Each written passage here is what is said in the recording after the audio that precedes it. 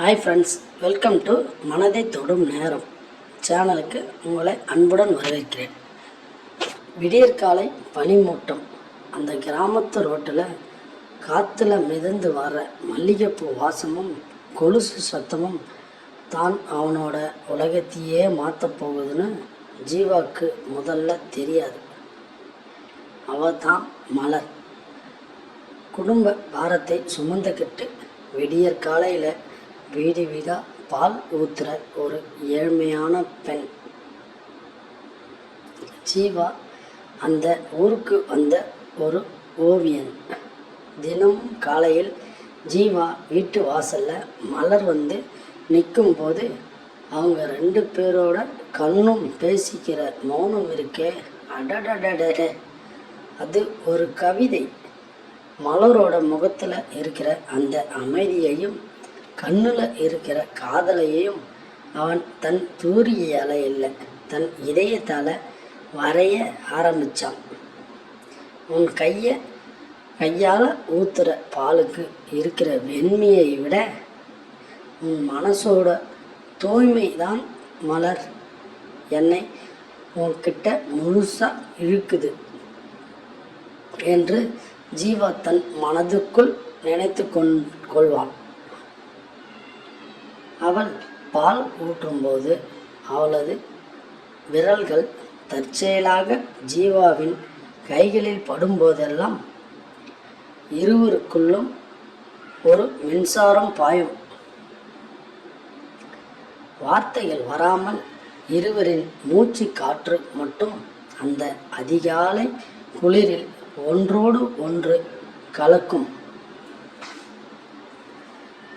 ஒரு நாள் சாயங்காலம் வானம் கருத்து போய் பயங்கரமாக மழை பெய்யுது. மலர் பால் விநியோகத்தை முடிச்சிட்டு நனைஞ்சிட்டே ஒரு மரத்தடிக்கு வரா. அங்கே குடையோடு நின்ன ஜீவா அவளுக்கு குடை பிடிக்கலை. அவள் கூட சேர்ந்து நனைய ஆரம்பித்தான்.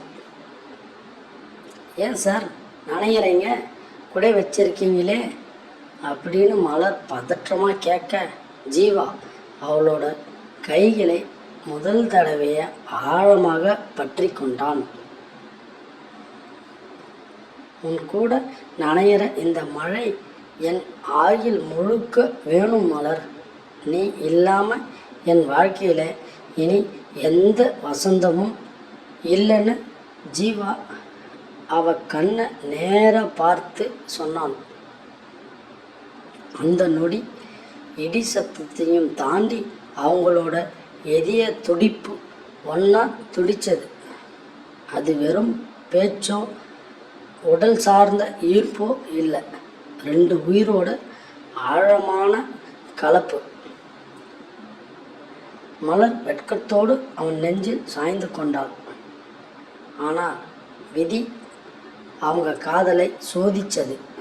மலரோட குடும்ப கஷ்டத்தை முதலீடு செஞ்ச அந்த ஊர் பண்ணையார் அவளை தன் வசப்படுத்த துடிச்சான். மலரோட அண்ணன் வாங்கின கடனுக்காக அவளை அந்த பண்ணையாருக்கு இரண்டாவது தாரமாக கட்டி வைக்க அவங்க வீட்டில் முடிவு பண்ணினாங்க. இந்த விஷயம் தெரிஞ்சதும் மலர் ஓடி வந்து ஜீவாவை கட்டிப்பிடிச்சு கதறினாள். அவள் கண்ணில் இருந்து வர்ற ஒவ்வொரு சொட்டு கண்ணீரும் ஜீவாவோட இதயத்தில் ரத்தமாக வடிஞ்சது. என்னை மறந்துடுங்க ஜீவா, என் குடும்பத்துக்காக நான் என்னை அழிச்சிக்க போகிறேன். ஆனால் இந்த ஜென்மத்தில் என் மனசு உங்களை மட்டும்தான் காதலிச்சது அப்படின்னு அழுதுகிட்டே சொன்னான். ஜீவா அவளோட கண்ணீரை தன் விரல்களால் துடைத்து அவளது நெற்றியில் ஆழமாக முத்தமிட்டாள். உன்னை நான் வெறும் ஒரு பெண்ணா மட்டும் பார்க்கல மலர், என் உயிரா, என் ஆன்மாவாக பார்த்தேன். உன் கஷ்டம், உன் வலி, உன் குடும்பம் எல்லாமே இனி என்னோடது.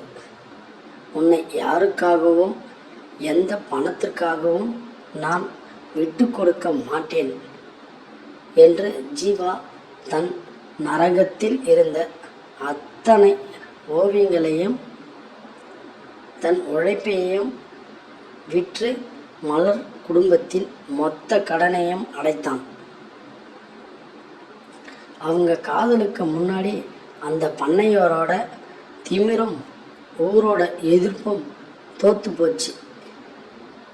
ஒரு பால்காரியாக அவளின் கஷ்டத்தையும் அவளது பெண்மையின்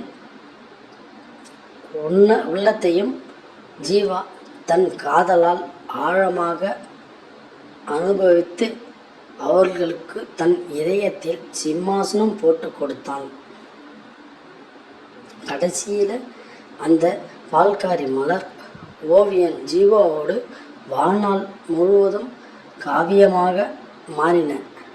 அவங்க காதல் உடலால் உருவானது இல்லை, உயிரில் கலந்தது. இந்த ஆழமான உருக்கமான காதல் கதை உங்கள் இதயத்தை தொட்டிருந்தால் லைக் பண்ணுங்கள், மறக்காமல் சப்ஸ்கிரைப் பண்ணுங்கள், ஷேர் பண்ணுங்கள். நம்ம சேனலை சப்ஸ்கிரைப் பண்ணிங்க. இது போன்ற மேலும் பல்வேறு வீடியோக்களுக்கு உங்களை பயனுள்ளதாக இந்த வீடியோவை உங்கள் நண்பர்களுக்கு ஷேர் பண்ணுங்கள். நன்றி, வணக்கம். மேலும் இது போன்ற அடுத்த வீடியோவில் நாம் சந்திக்கலாம்.